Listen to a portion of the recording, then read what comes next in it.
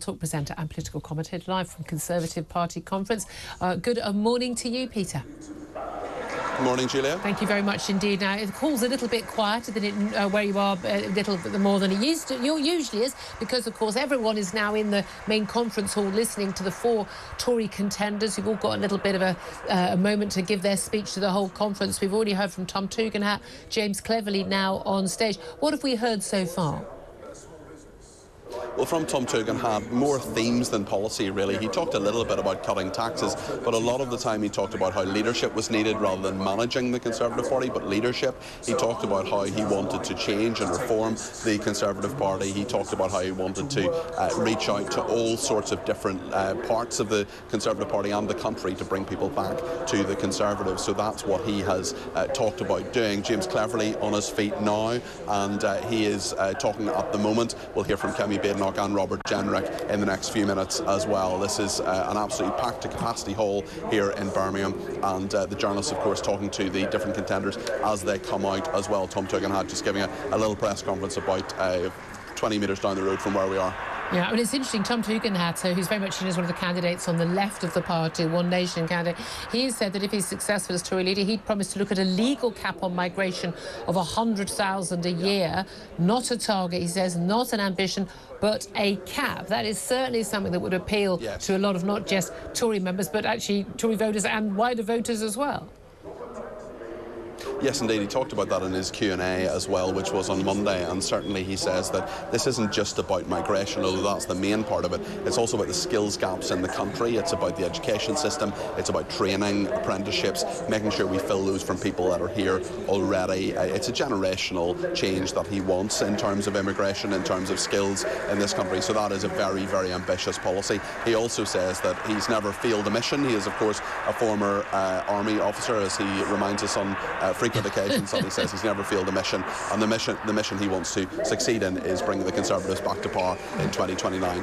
Now, Kemi has made a lot of news this week, Kemi Badenoch, often really for the wrong reason. She seems to constantly be on the defence over things that she herself has said, whether it was earlier in the week when it was about maternity pay, was it excessive or not. She insists she was not answering that question. Well, that was the question she was repeatedly asked, but she's also made some comments at an event last night talking about how up to 10% of civil servants are, which said very, very good, and up to 10% are very bad, should be in prison bad, she said. Now, again, you're thinking, is this a joke or is this something she actually meant? But a possible future leader of the Conservative Party, possible future Prime Minister, saying that 10% of the many hundreds of thousands of civil servants should be in prison, I'm not sure is a good look. I'm assuming she will once again be blaming everyone for misinterpreting what she said.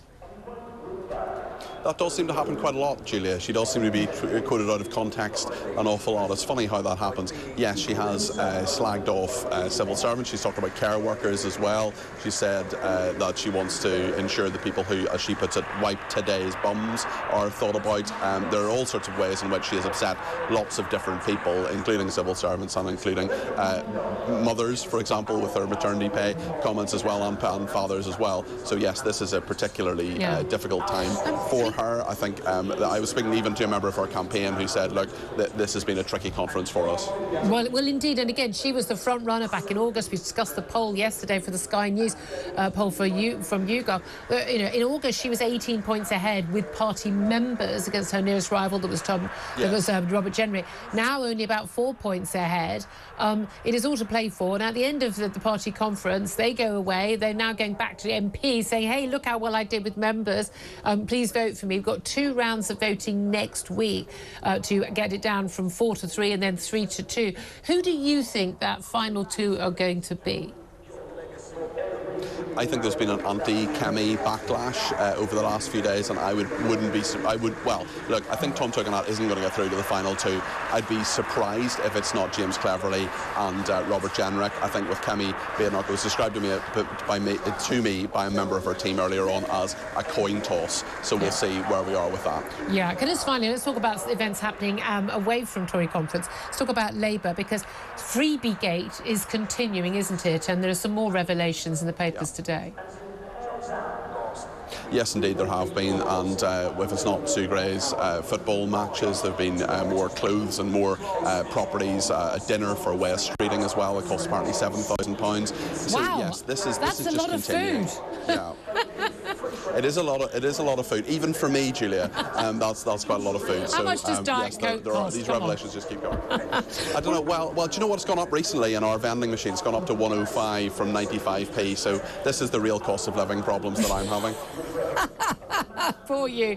Give him a little violin out for Peter Campbell. Thank you very much indeed, Peter, there. We're taking one for the team, being at party conference. So Benedict Spence. This is the Freebie-Gate story. Keir Starmer, 3 other cabinet ministers received tens of thousands of pounds in corporate hospitality and donations from betting companies. More than £1 million donations to the Labour Party from casino bosses, who obviously making an awful lot of money these days. Tickets to various events and hospitality, football matches, free dinner, and the like. I mean, what do you make of this? I mean, it's endless for a start, and I suspect that it's not going to stop anytime soon, that we're going to discover more and more of these things. As always with these things, I want to know what is the motivation. You know, casino bosses, major betting firms. They're scintillating company, Benedict. Absolutely. I'm sure it has nothing to do with what it is that they consider to be in their best business interests going forward. And this is the same, actually, when we were talking about, for example, Robert Jenrick and questions around him taking freebies in the past. And this is not an unfair thing. They all take freebies. I know that lots of politicians are turning around. Well, I mean, Angela Rayner said, well, everybody does it. And the point I think that a lot of members of the public would like to know is, yes, but why? Yeah, but why also, everybody does it. That didn't work very well for the expenses scandal in 2009. Yes, it's kind of turning around and going, yes, we are just as bad as everything that came before, even though we promised not to be. Yeah. It's not a particularly smart line. That is the thing. By the way, I think that ticket, that free dinner ticket, was worth £700, I believe, not for which Where was he eating? I don't know. But, no, but I'd have thought it'd be the sort of places that you and Mike Graham go to all the time. You might have seen him there. I mean, I know that you two eat very well. You know me.